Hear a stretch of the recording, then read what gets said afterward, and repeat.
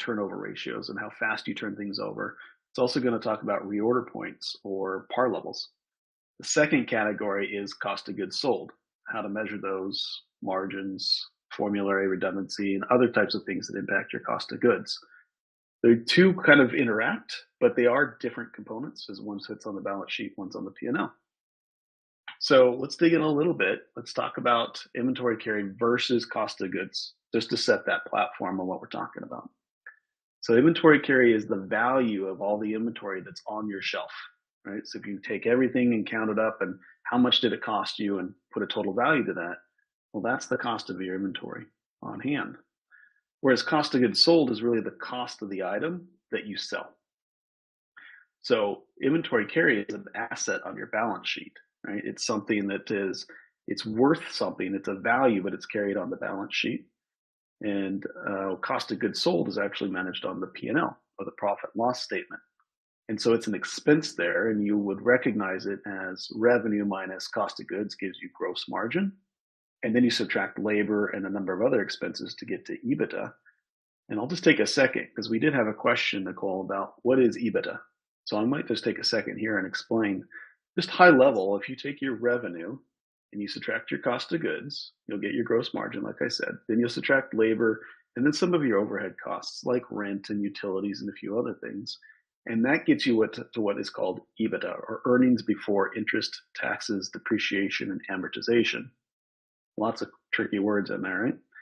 But essentially, it's your profit before you pay your interest and before you pay your taxes. And depreciation is asset depreciation. You might know how to spread that out over a few years, and amortization is similar to that.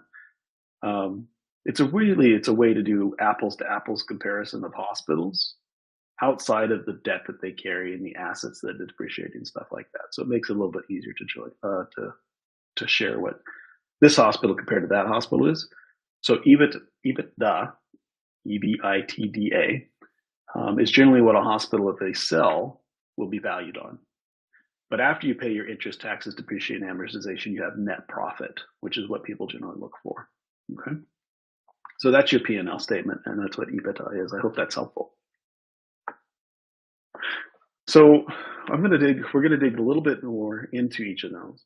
So why does monitoring your inventory carry matter? Well, let's take it as an example. If you're a $1.8 million practice, so that's how much revenue you're doing each year, that's about $150,000 per month in revenue. If you carry about 40% of that value, you have $60,000 of inventory on hand. But if that same $1.8 million practice only has 20% inventory on hand, you only have about $30,000 of inventory. So that's $30,000 that's sitting on your shelf that could be repurposed elsewhere. In some states, the difference of that is actually taxable. So you could be paying tax on $60,000 of inventory versus $30,000 of inventory. So think about what you could do with that $30,000. When you're able to improve the turnover of inventory in your hospital, you can reduce how much that is because you turn it over more, or you can free up that cash and invest in equipment or salaries, or it improves your bottom line and your profitability. So it's a great way to think about that. It also is going to give you the opportunity to reduce shrink, though, because if you can reduce how much you have, you're going to free up space. You're going to reduce how much you have to manage, and you're going to decrease the opportunity for shrink, which might be expiration or other types of loss.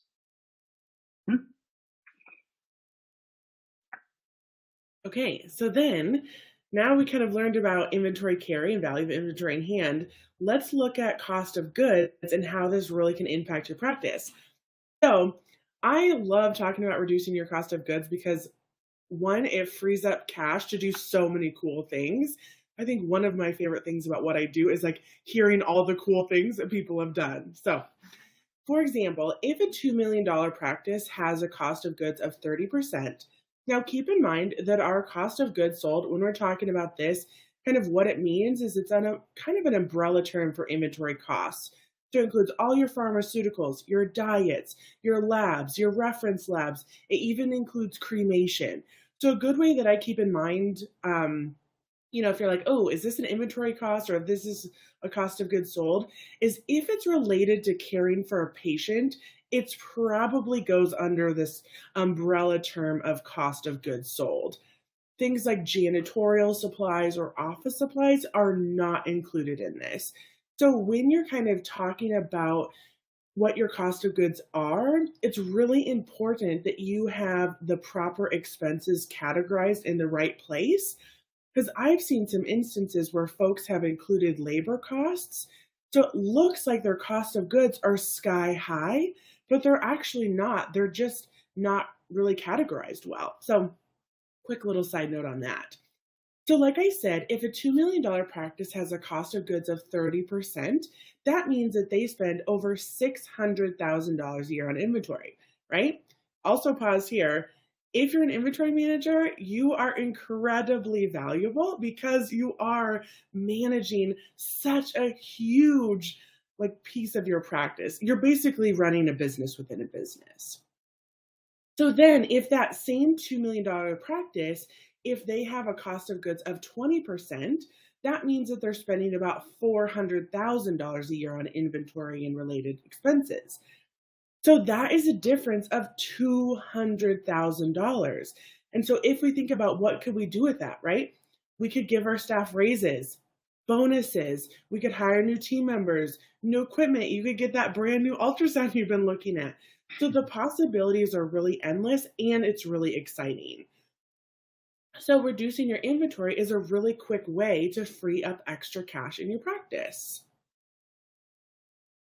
So when it kind of comes to inventory, right, we kind of have two main goals and a third bonus goal. So our first goal is we really want to have the inventory on hand to care for our patients, right? That's what we're here for.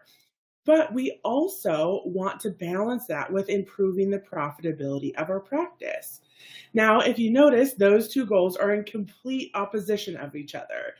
If we were solely focused on having what we needed for our patients, we would have literally every single option, a billion different SKUs. Like we would have inventory coming out our ears because we never wanted to run out.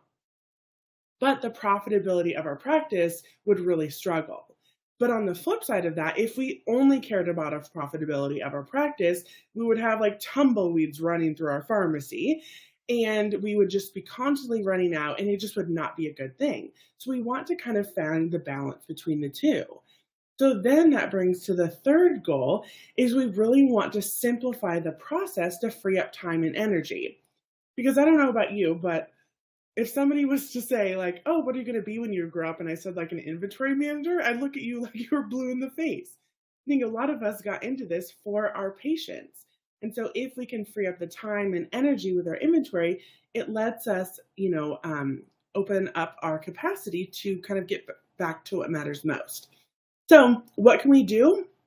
We can optimize our inventory. So what does it mean to optimize our inventory? So, kind of the dictionary definition, if you will, is to make the best or most effective use of a situation, opportunity, or resource. So, what does that mean for us? So, when we are lowering our inventory costs, we don't simply want to just cut our spending and spend less. We want to make the most of our spending. We don't want to stock every item possible. We want to stock intentionally what is best for our patients. And we don't want to order kind of based upon the shake in the bottle method or waiting for somebody to write it down on the want board. We really want to use demand forecasting and order points to make the best use of our inventory investment. So, let's dig into how do we actually calculate our cost of goods, because this is the really first step. Because if we don't know our cost of goods, if we don't know where that's at, we can't really manage it or manage it better. So typically when you hear the term COGS, that stands for cost of goods sold. Now, it usually is cost of goods sold as a percentage of revenue, because otherwise our cost of goods sold is just a dollar amount, right? It's like, oh, my cost of goods sold $250,000. But when we hear that percentage, right? Oh, my cost of goods are 24%. That means cost of goods sold as a percentage of our revenue. Now, there are a couple different ways to calculate this, But I would say the main one in vet med, and you can always talk to your accountant if you're not sure, is to use two main pieces of information: your total costs and your total revenue. So I like to calculate your cost of goods sold every month, right? Because I think it's easier to make small course corrections over the year rather than getting to the end of the year to be like, oh, my cost of goods were 32%. Whoops. And I also like to see year over year as well. So it's just kind of like a side note, as an inventory manager, I had a dashboard, spreadsheet dashboard, where I'd have all of my KPIs listed so I could monitor those on a monthly basis so I could make small adjustments if I needed to. So here is the formula for calculating this. Now, you're going to find your cost of goods sold number from your accounting software. This is going to be the most accurate place. We don't want to get this information from your PIMS because it doesn't include things like reference lab costs, cremation, all that stuff. We want to make sure that we have good data when calculating this number. So we take our cost of goods sold, divide that by our revenue, and we want to make sure these are the same time periods. So if we're looking at our cost of goods sold over the last 12 months, we also want to look at our revenue over the last 12 months. Then we'll multiply that number by 100 to get us our percentage. So let's take a look at an example here. So here's kind of an example profit and loss statement. And so here we kind of have our income, and then we also have our cost of goods sold. And so you can see in this example, they have some categories here that are broken out. So with our cost of goods sold, we can see like our professional service costs, pharmacy costs, diet costs, etc. So when we're kind of looking at this example, right, we want to look at our total cost of goods here, which is our 635,000. Then our total income is just a hair over 3 million. So if we take our cost of goods, 635,000, divide it by our 3 million, that gives 0.207. And then if we multiply that by 100, that gets us to 20.7. Now, what's really slick, if you use QuickBooks, there's actually a way for you to turn on a column in your P&L called percent of income. So you can see right at a glance, I wish I had a little pointer here, but you can see at a glance that QuickBooks already calculates it for you. So it's super easy for you to reference and monitor on a regular basis. So Tina asked what all should be in COGS. That's a great question. So here's kind of a great example on this P&L actually. So we have our professional service costs. We have our pharmacy costs. So all of our pharmaceuticals, our tabs, pills, liquids, white goods, consumables, suture material, surgical supplies. We have our diets. We have our retail items. We have lab costs, both in-house and reference, boarding costs, grooming costs. If you are curious on exactly what's included, the AHA chart of accounts is a really great reference and it's free. And there's actually a PDF definition. Tina, you and I can talk about this later too. And I just added a link as well. I had that right on hand, so they might be able to use that link as well. The AHA chart. Oh, beautiful. Okay, so in the chat, there is a link to the AHA chart of accounts, and it gives a ton of definitions for exactly what's included. So it's a really, really helpful resource. Okay. All right, so now that we kind of understand how to calculate it and what we're trying to solve for, which is really important, because now we're going to go into, well, what should it be and how do we get there, right? So let's first take a look at the inventory carry. So again, we're talking about how much you have on the shelf and then what's the turnover costs associated with that, which is cost of goods sold. You know, what should it be? Kind of depends. Depends on what type of care you give, where you're located, what your service looks like versus how much your goods looks like. But to calculate it, one of the best ways that we recommend is there's kind of two pieces. But if you take the value of the inventory on hand, which is if you're counting it, you know the value of that, you can divide that by your monthly revenue. So if you're doing, as the example I shared a little bit ago, if you're doing $150,000 a month, what we like to shoot for is somewhere around a 20% of that would be recognized as inventory value on hand. That gives us a little bit of a ballpark associated with how much you're turning that over. It's really important to turn over inventory because it keeps it fresh. You're not going to expire. You're going to save time and keep that really relative to what your sales look like. The other good kind of rule of thumb is about $15,000 to $20,000 of inventory per DVM. Right. So that's also going to vary a little bit if you're doing large animal practice, small animal practice, mixed animal, exotics. There's a little bit of variability, but this is a really good rule of thumb. Okay. But some guidelines to maybe consider when we're talking about inventory carry. Again, for small animal GP, we shoot for about 20%. But ER specialty might actually be about 12 to 15%. And the reason for that is because an ER specialty is going to have a lot higher volume of sales associated with service versus goods. And so they don't have to have as much inventory relative to the revenue they're generating as a rule of thumb. Whereas large mixed animal may run closer to 28 or 32% because the inverse of that is real. They're going to use a lot more inventory in their sales versus services. And so that changes the revenue mix back to the P&L that Nicole was sharing just a few minutes ago. Okay, so that's some guidelines on your inventory. Okay, go ahead. I was going to say, Beth asked a great question.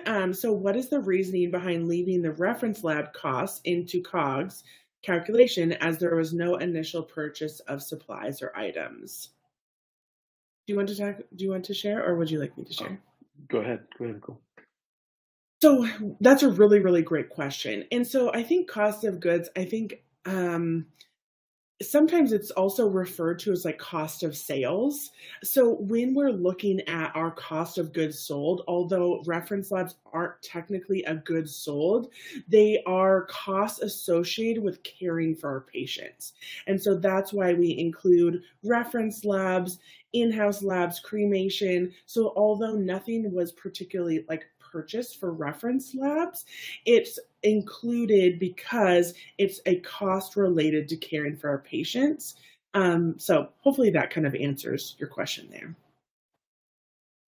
And I'd also add, just as a comparison, when we think about like retail environments where they're going to buy a shirt and then they're going to sell that shirt and they're going to replace that shirt. Well, their cost of goods sold is going to be, or their cost of sales is going to be the cost of that shirt versus then they sell it for a markup. And so that's fairly easy to understand. But in veterinary medicine, we're a service business. And so it gets a bit more complex. And that's why there's opportunity for these types of conversations, because there's a lot of things that it does take for us to actually provide that service. And so we're going to generate revenue on things that are not directly correlated all of the time to the costs associated with making that service or that delivery of value possible. So that's why it gets a little bit more muddled, and it also helps maybe clarify why those reference labs will be a cost to provide a service versus the cost of a good to provide a good. Good call. So the next slide here is really digging into the cost of goods. What should that be? Well, the answer here is also it depends, right? But along those same lines, we break it out into small animal GPs generally should be running somewhere between 18 and 22%. Now, a couple of the questions we've gotten are actually, well, I'm a startup. What should it be? So I'm a new veterinary hospital just getting going. What should my cost of goods be? You should expect it to run a little bit higher. And it's kind of back to what I was talking about a moment ago with the mix of service versus goods sales. You've got to establish some of those service deliveries, which are going to bring revenue without all of the associated goods expense. But early on, we often see hospitals, and Nicole, chime in here, but I often see hospitals will carry a little higher cost of goods until they've established some of that routine of their sales. You know, do you have a decent rule of thumb you got it? Yeah. Oh, I was going to say, I also see the same thing just because there is, it's a little bit funky when you have a new practice, new startup, right? Because you have your new practice program. And so typically, and you're not quite exactly sure what your patient load is going to be, So I tend to see a little higher cost of goods and then it starts to stabilize. I typically start to see it stabilize within 3 to 6 months. It can be shorter or longer, kind of depending on, your unique practice specifics, but that's typically kind of what I see. Perfect. Something to keep in mind when you're doing a startup. I know a lot of times you'll have like a startup package. Your vendors are going to offer you quite a bit of product to be able to get you off the ground and give you some special deals. And you're not always going to know exactly what you're going to go through. So it's great to start out with some inventory. But what I'd recommend is making sure you kind of really tightly monitor what you're actually selling. Don't be replenishing or buying product that you're not actually using in the hospital or selling, so that you can kind of make sure you get in a turnover cycle that is relevant to what you actually need to use and actually need to sell. Right. That'll true Yeah, up your cost of goods quickly. such good questions. Indeed. Okay, so I wanted to kind of quickly we talk about kind of like this sales to product mix. And so that really can impact your cost of goods. That really impacts a lot of your kind of financial information and KPIs or your key performance indicators. So I just kind of wanted to show you an example of two different cost product to service mix. So if we look at hospital A here, their revenue from products, right? So their revenue from selling flea tick heartworm, pills, whatever, liquids, etc., $1.5 million a year. Now their revenue from services are $250,000 per year. So if now this is a very oversimplified example, but if we assume an average of 50% profit margin across the board for the entire cost of goods category, this hospital A will have a COGS of 42.9% just because they had such a huge revenue from their products and a smaller revenue from their services, because we still generated that income, but now we also have to spend money to replenish what was sold. So then if we kind of look at the opposite, we have our hospital B. Their revenue from products is $250,000 per year, and their revenue from services is $1.5 million a year. So their cost of goods as a percentage of revenue is 7.1%. And so you can kind of see with the different product to service mixes, it can really impact your cost of goods in a big way. And this is why that we'll often see a lower cost of goods from emergency and specialty practices, because the revenue generated from their services is a lot more. Now, on the flip side, if we have a large animal practice that does a lot of herd health management, we have a ton of vaccines, we have a ton of dewormer, we have a ton of product sales, we'll often see a higher cost of goods for those folks. So this is kind of where the kind of difference is. So if you have your inventory buttoned up and you like run a really tight ship with your inventory and you're still finding your cost of goods are high, we'll start to kind of be curious about your cost of goods, or excuse me, your product to service mix and the revenue that you're generating and kind of where that's coming from. So hopefully that kind of helps. So now that we've kind of like talked about all these different things, let's talk about how do you actually increase or decrease your COGS. So if we kind of look back to our formula, right, we have two main factors. We have our revenue and our costs. So if we want to decrease our cost of goods as a percentage of revenue, we can increase your revenue but keep your costs the same. So this would be looking at your pricing, making sure that you don't have any revenue leaks, like a lot of discounts, a lot of mischarges. You can look at your sales mix. How much revenue are you generating from your services versus your inventory? Then, of course, focusing on, reducing your shrink or waste, theft, expired products, et cetera, et cetera. You can also decrease your costs, but keep your revenue the same. So this is going to be tightening up your, your formulary, what you stock in house, and negotiating any cost from your vendors. Now, to really take this to the next level, you increase your revenue and decrease your costs. That is like winning combination there. So those are kind of some main ways to start to think about it. So you can think about your cost of goods as two different levers, right? So how can we increase our revenue? How can we decrease our cost of goods? So let's kind of dig in. So having high cost of goods is an incredibly common problem. And a lot of times it's, as with most things with inventory, there isn't a ton of resources about how do I actually reduce these.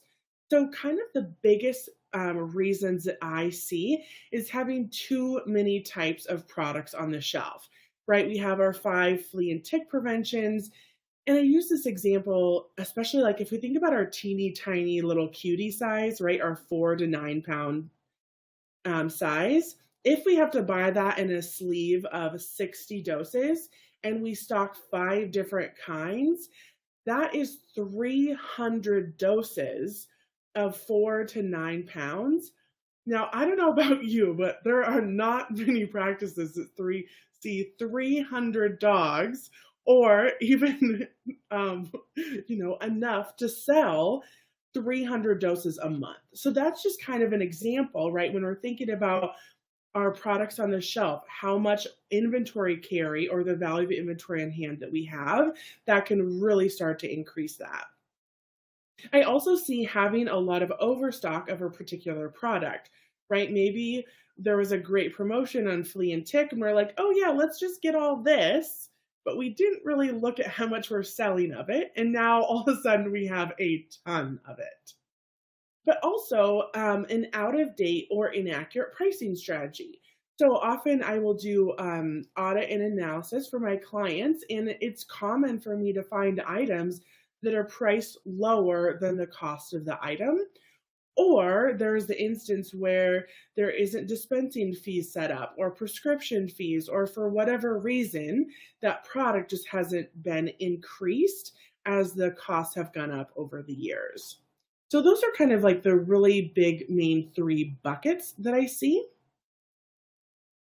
I'm going to Yeah, turn so over to you. let's tackle some of those buckets, shall we? Dig a little deeper on for folks. So formulary redundancy, you already did a really good job, Nicole, of kind of talking about an example with flea tick heartworm, and where we can start to really see exaggeration on um, the impact to cost of goods sold and inventory carry when you have multiple products that are essentially the same. What we hear a lot is, well, doctor preference, right? So this doctor prefers this product, whereas this doctor prefers that product, and that doctor prefers something else.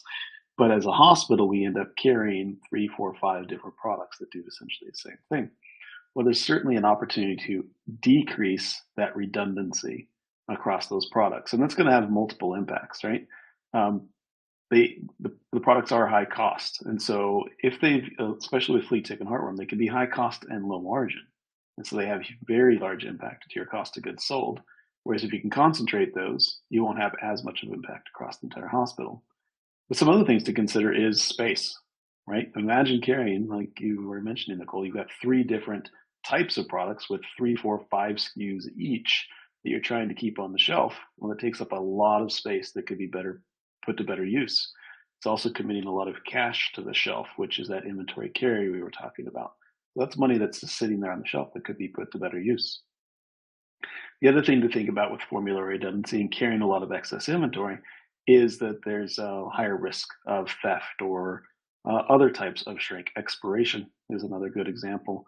Or when you just have a whole lot in the hospital, sometimes it just gets lost, right?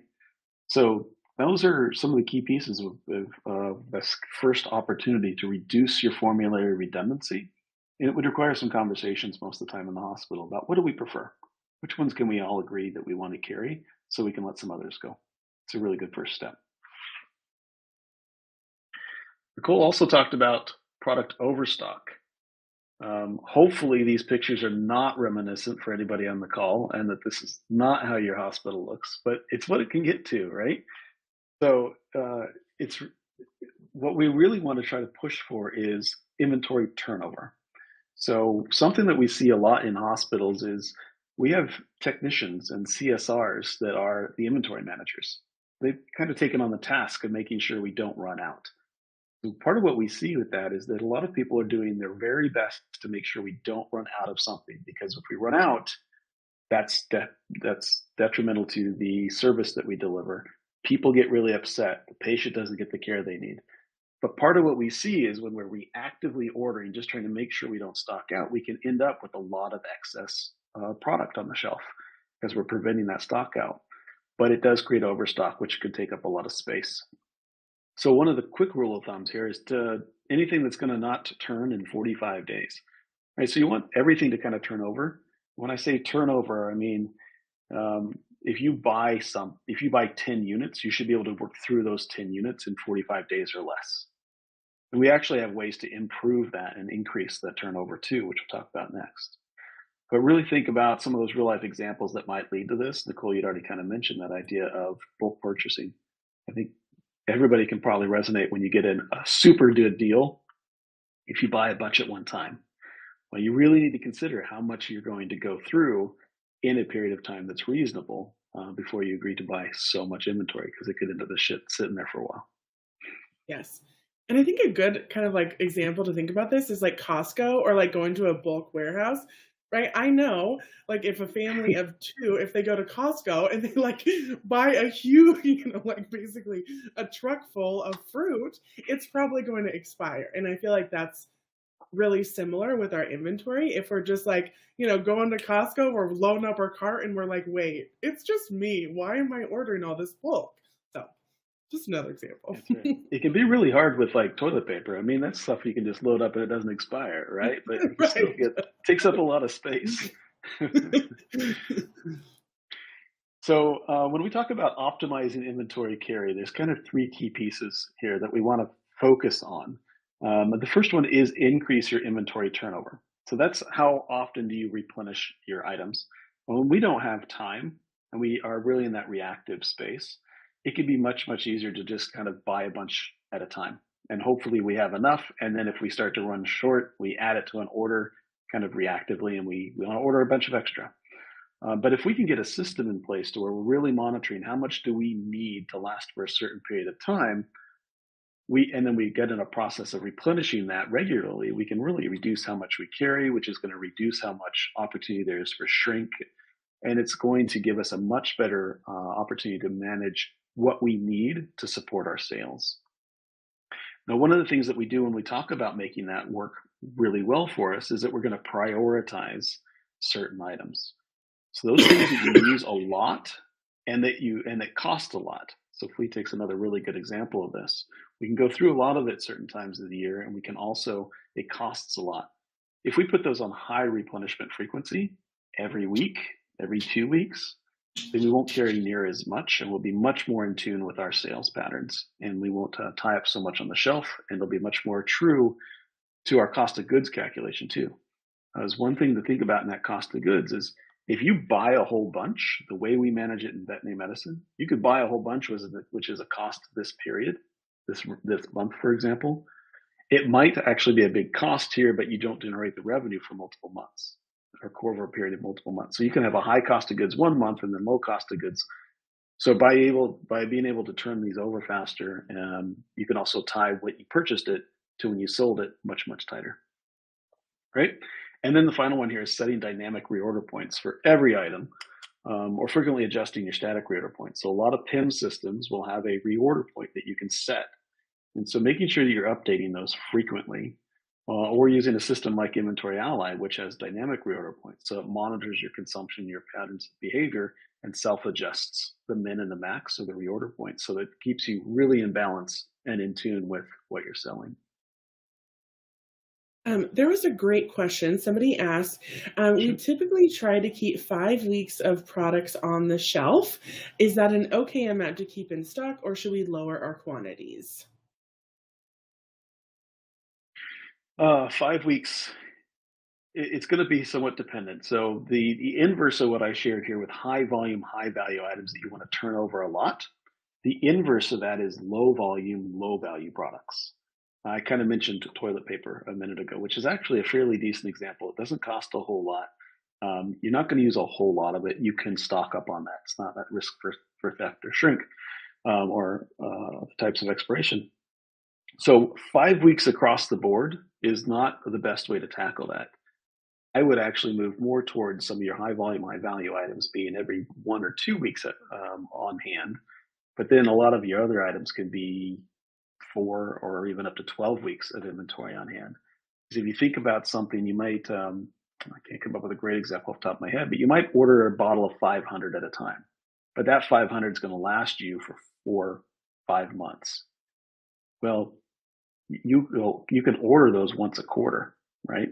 And order 1 or 2 bottles at a time. Not look at it and count it and replenish it or try to replenish it every single week. So that's a low volume, maybe a low value item that you can buy more of at a time. Did that address the question? I don't see it right here. Did I understand it right? Cool. Yes, that sounds good.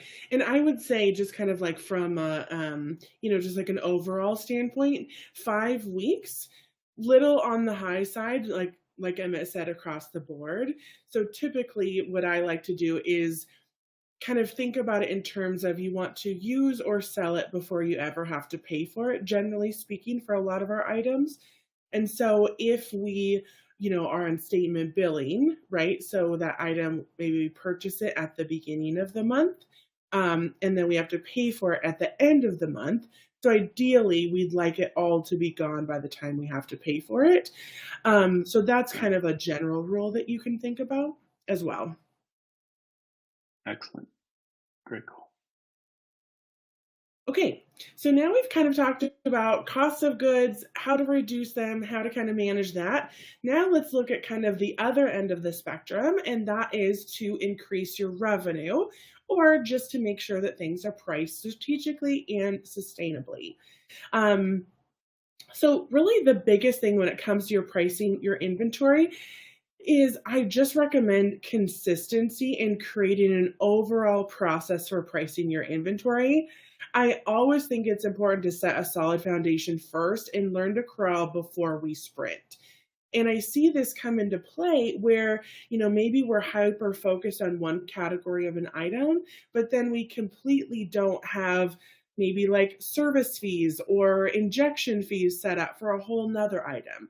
So I really kind of recommend, establishing that consistency. So, some common mistakes and examples that I see a lot with clients and students of mine is not leveraging their practice management system to increase prices as costs go up. So, within most practice management systems, there is a purchase order function where you can actually receive that purchase order and if you have a markup percent entered, it'll automatically recalculate your new price. And so that can be incredibly beneficial and a really great way to not skip price increases, or excuse me, cost increases. Because I think within the last couple years, I've seen more and more frequent cost increases. And, we might get, notices from our branded products from vendors or manufacturers that say, oh, this product is going up. But for a lot of other things, we don't get notices on that, right? Our gauze just might go up to go up. Our syringes might just go up and we have no idea. So we kind of have to keep a beat on that.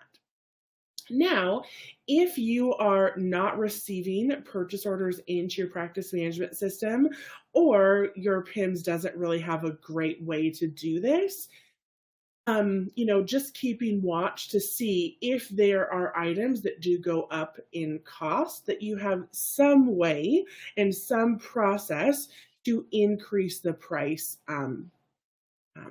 as it goes up. So then the next kind of thing that I see is not having a consistent fee and markup strategy.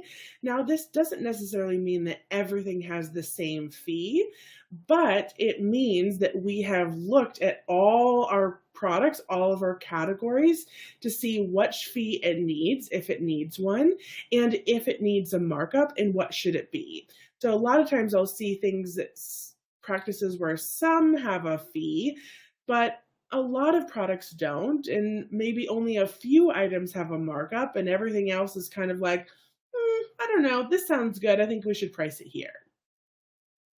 So, also, a thing that I see is that the practice owner is not on the same page with the inventory team, right? So, there's not really kind of like a common communication bridge that's looking at, okay, who is ultimately responsible for this? What happens if, we add a new product? What happens if, we need to adjust our pricing, et cetera, et cetera. And so thinking about kind of who has ownership of that. So I find it incredibly beneficial to create a pricing strategy. And so this is just one of the greatest benefits is having a consistent strategy for all team members to follow so that ultimately products can be priced with confidence, right? We don't have to go into panic mode when we order a new product and we're like, how do I price this? What should I do? I don't know. What does Chewy do? I don't know. What does the practice down the street do? Right? We can do it much more confidently. Our clients are charged appropriately, and any cost increases can be passed along to our clients. So there are several different schools of thought when it comes to pricing our items. So usually for our inventory, one of the models applies a markup percent to each item. I would say that this is most common. So I like to set it up where your markup might vary by category. So maybe your over-the-counter and retail items have a different overall markup than, say, your prescription diets. One of the nice things also is that you could set maybe your competitively shopped items or long-term chronic medications to have a lower markup than other categories. So you can kind of create different markup goals depending on the category. So what's nice is this model gives really consistency and it's really easy for pricing. The downside, though, is it doesn't take into account any indirect costs or production. And so that's kind of the downside of that. And so it's not as all encompassing. But the benefit is it's really easy to maintain, especially in your practice management software. And so it's just really easy maintenance. So other methods include pricing by a formula, which does include those indirect costs, or margin-based pricing. And so you may have seen that with expensive injectables, especially like Cytopoint, Convenia, where rather than, marking it up by a percentage, you actually just add a dollar amount to the cost of the product, if that makes sense. So margin-based pricing, there are some definite pros and cons to that as well. You don't typically make as much per prescription or per instance of selling it, but your compliance rate might be much higher. So there's kind of some different schools of thought when it comes to pricing your items. And so in addition to kind of how we price our actual item, there's also prescription fee pricing. So I like to have different types of prescription fees for different categories. So these fees can include handling fees, injection fees, and dispensing fees. So these fees will vary from practice to practice and really depends on your unique situation. I've seen it be $3.50. I've seen it be $40. So there's a huge range here. But I always like to keep in mind that the RX fee or your prescription fee covers the cost of the DVM to calculate the dose, to determine the instructions, the cost to fill it, put it in a bottle, et cetera, et cetera. And I also like to create different tiers. So you might have like a prescription fee level 1, but maybe you might also have like a level 2 if you need to pull it up in individual syringes, or maybe it's a controlled substance, so it has a higher filling fee. So at the end of the day, your pricing should really depend on several factors. Ultimately, look at your practice values and your goals. Who is your ideal client? Do you prefer higher volume and lower costs? Or do you like to schedule 40-minute wellness appointments? There's really no right or wrong answer here. It's just something to keep in mind as you price your items. So also look at your unique costs. Do you have higher overhead or labor costs? And really just creating that consistency to protect your profit margins. Who will be in charge of keeping your pricing up to date? As your costs go up, how will you increase your inventory and service pricing as necessary? And then once you've created your strategy, I always recommend documenting it so that next year when you're like, what did we do? You can always refer back to that. Okay, so kind of bringing it all together as a pricing strategy for your practice, outline the different categories of items in your inventory. How will you price them? Markup, formula, margin, or a mix? You can assign different categories pricing rules and guidelines. What will your different fees be? Will you have injection fees, boxed fees, controlled substance fees, etc.? Will you have break pricing for full bottles or a case of food? How will this be reflected in your PIMs? Who will be involved in keeping this up to date?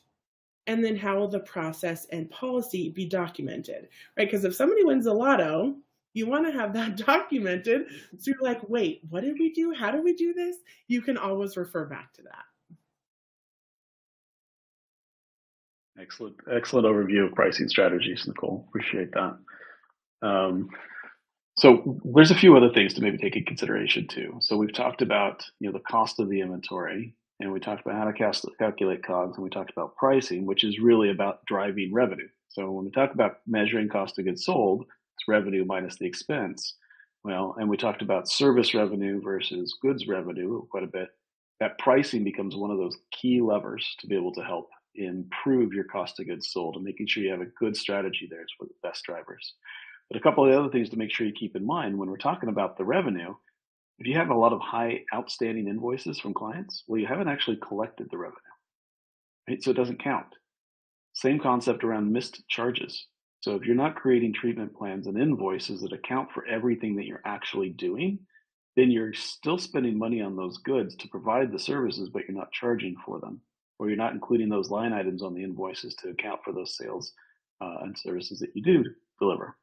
So incorrect billing, discounts is another one that we see a lot. If you look at your P&L and L and you see a very high discount line, that means you're giving away. You're not generating revenue to offset the cost, and that's going to inflate your cost of goods sold. You have internal theft and waste. So there can be some items, flea tick comes right back to the top. It can be something that's really important. It can be very expensive. It's at high risk for theft within locations, within hospitals.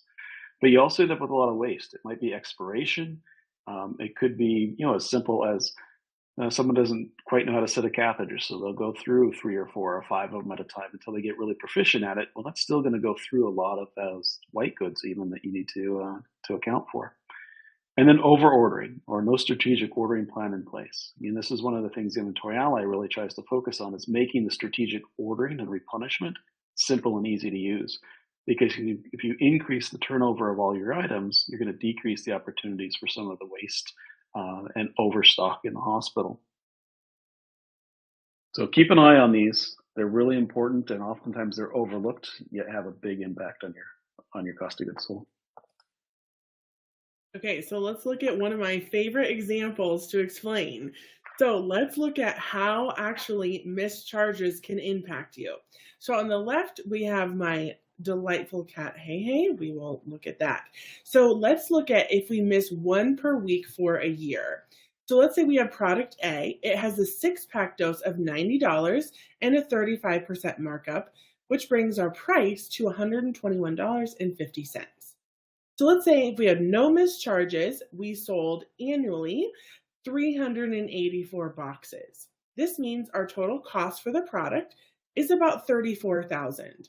Our total revenue is $46,656. Now, what happens if we miss one per week? So we still sold our same 384. Our cost stayed the same, but because we charged one less per week, now our revenue is only $40,000 and Sorry, I said that weird. About $40,000. So our missed revenue is about $6,000. That's just one product missing one per week.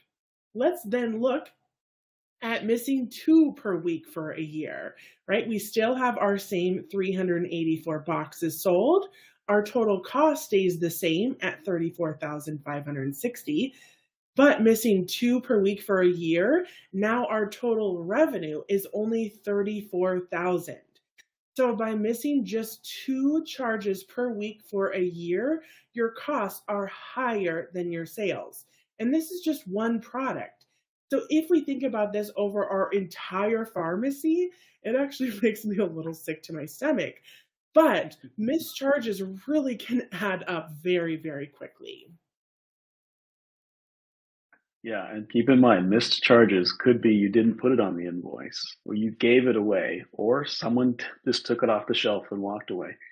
Some of those big items, just twice a week, which is not far-fetched by any means for some products, could put you in that negative territory. It's crazy to think about. It is. Yeah, could be big impact. So as we kind of start to come towards the end of this, some of the key performance indicators you want to keep in mind. We've talked about cost of goods. It's clear what it is, but it should be also clear that it's not always straightforward. So you need to dig a little bit deeper. You need to have a sense of what it should be and take a look at that. But there's some other things you should also keep in mind. The amount of inventory you have on hand can really be hiding a lot of shrink and a lot of other things that are going on that are inflating your cost of goods you don't have any direct insights to and correlation to.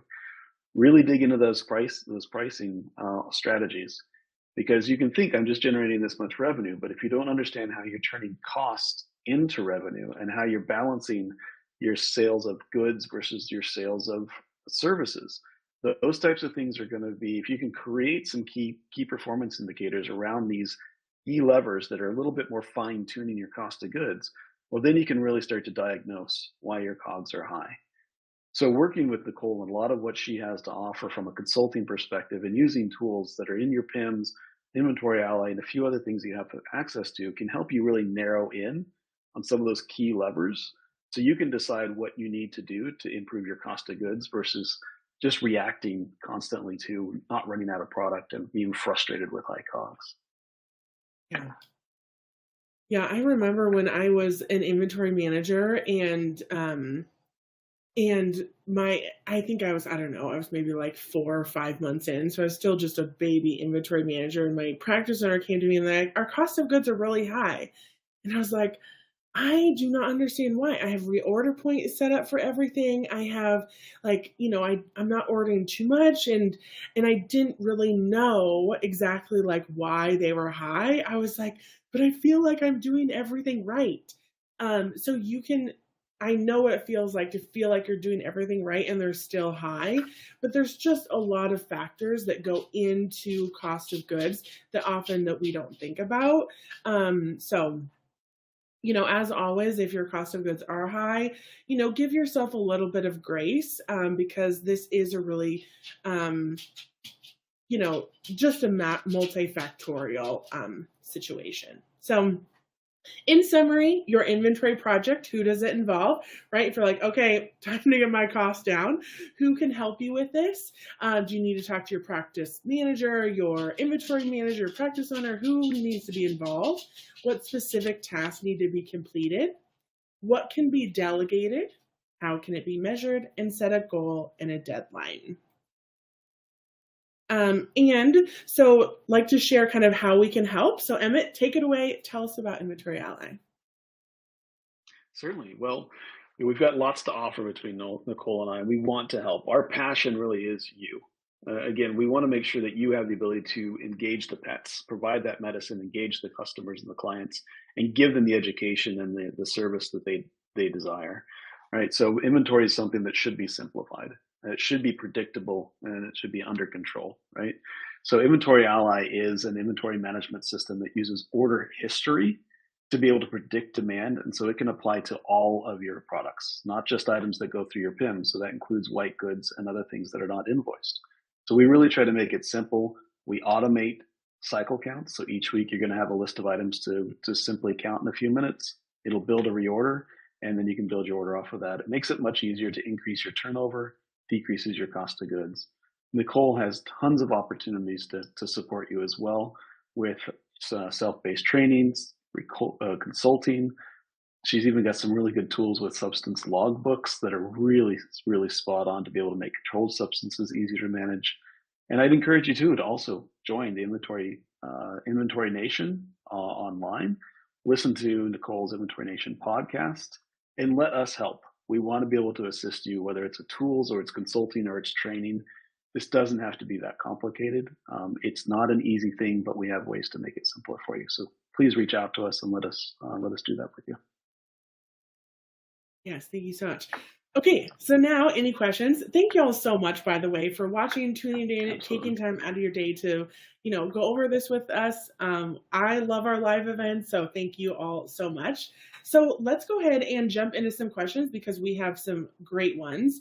I kind of run like a no question left behind style. So if you need to hop off, totally understand, but I will stay as long as need to for questions. So okay, let's go ahead and dive right in. Okay, we talked about startup recommendations. Talked about that. Okay, so Kim asked a great question. So, what do you do about free goods in regards to counting inventory? We have had issues in the past where when free goods are counted and then accounting adjustments are made. So that's a really great question, Kim. And so a lot of times when you are using your practice management system and you're receiving those purchase orders, your software will actually keep track of your average cost. So if you are, receiving those free goods, it'll bring down your average cost.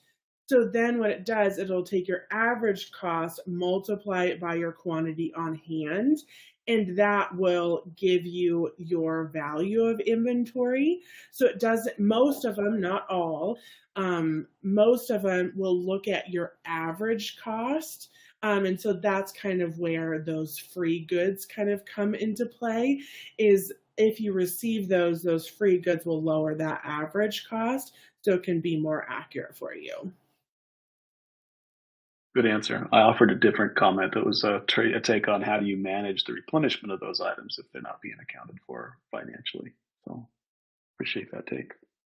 Oh, yes, of course.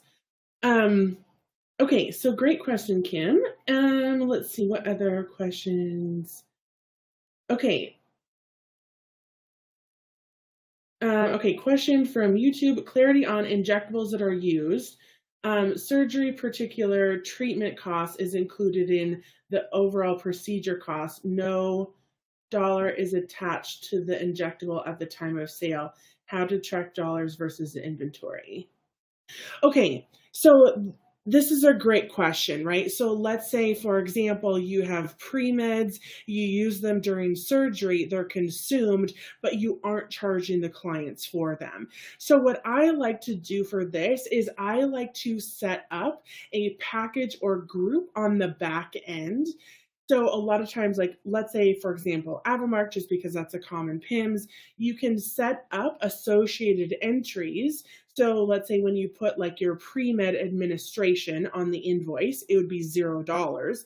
But on the back end, you have all of your pre-med options linked.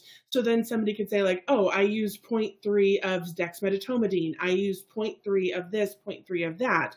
It pulls it out of inventory, but it doesn't charge the client.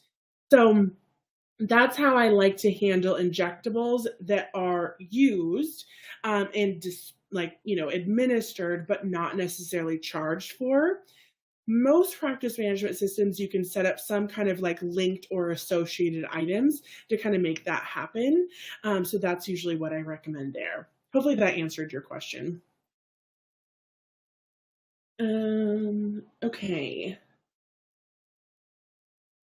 So Carol said, with so many back orders, I feel anxious getting down to 45 days worth of things we need most, like chemo drugs. That is totally understandable. And I think, for some of those things that are really, really important, right? Like chemotherapy, euthanasia solution, Some of those things that you are absolutely mission critical to your practice, you may not want to get very low on. My personal preference, right, especially like euthanasia solution, I run more and I keep more on hand than what my demand says. Because what happens if like somebody drops a bottle of euthanasia solution, like that is like, I just just makes me a little queasy just thinking about it.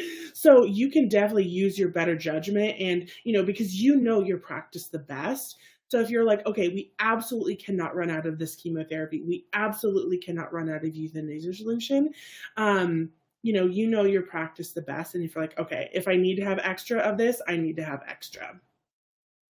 And something I might add to that, Nicole, is just always keep in mind if there is expiration associated with it and how much you can go through kind of in normal within that time of expiration. So if you're going to carry some extra, don't carry so much that you're at high risk of it expiring before it's used as well. Yes. So find that happy balance for sure.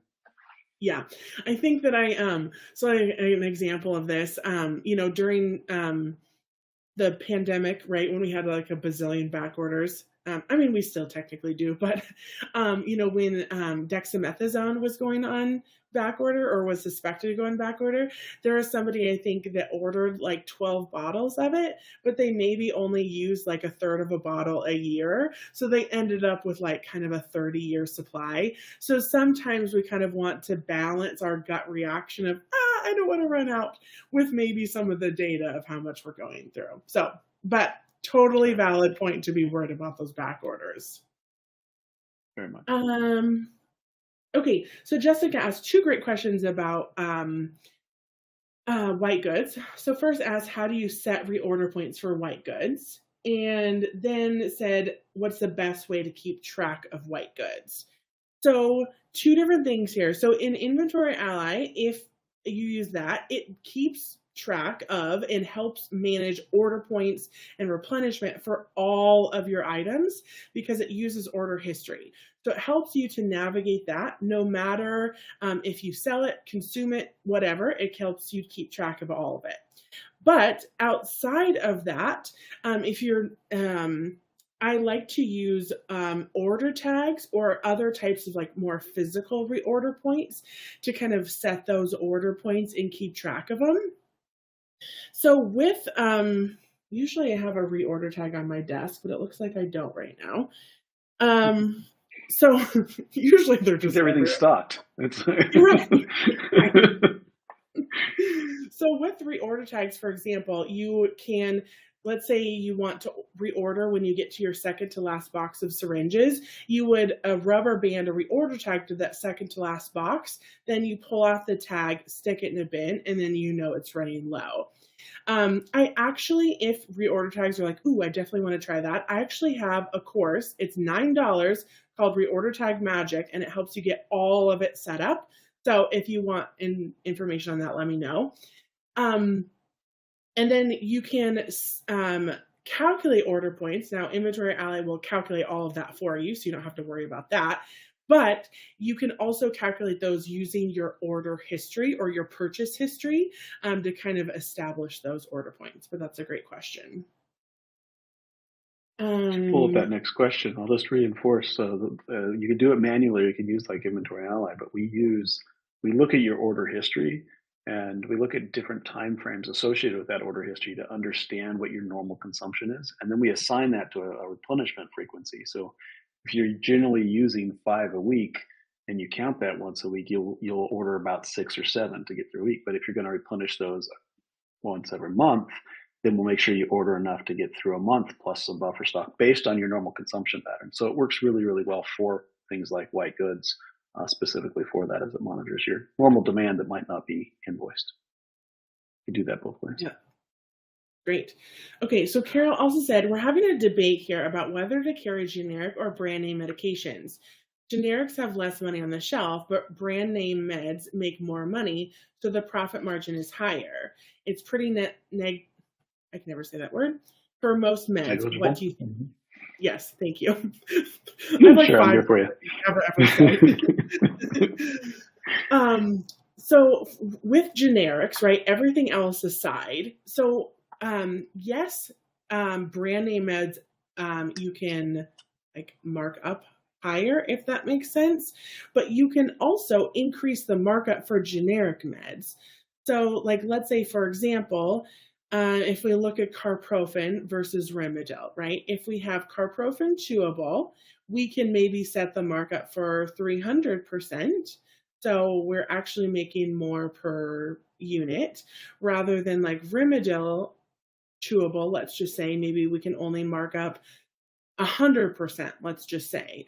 So you can kind of balance that, if that kind of makes sense, to kind of help increase your profit margins for generic meds. So you don't necessarily have to keep them all at 100%, if that makes sense.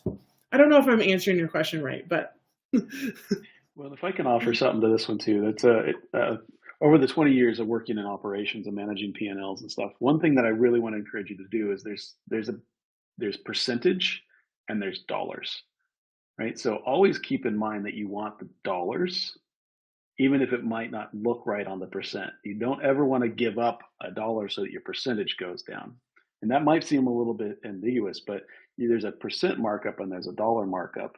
And in this example, just making sure you're selecting the one that has the opportunity to create the most dollars, which should Yeah. resonate with percent. But sometimes it can get a little bit mixy and lost if we're only focusing on the percentage type markup. So always think about the dollars. Yes. Yes. Thank you. That's what I was trying to say. Yes. Look at your dollars, not necessarily, right? Because if you have something that's a penny, let's just say, and you mark it up 100%, that's only another penny.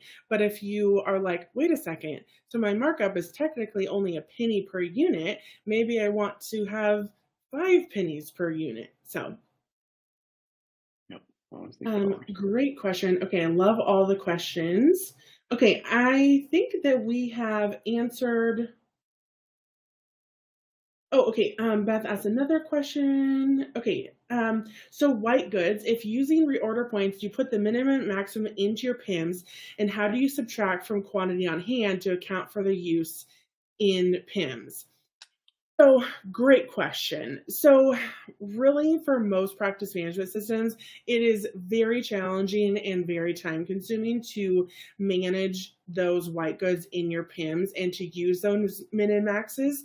Now, I will say some people do it because they like have a great system for that.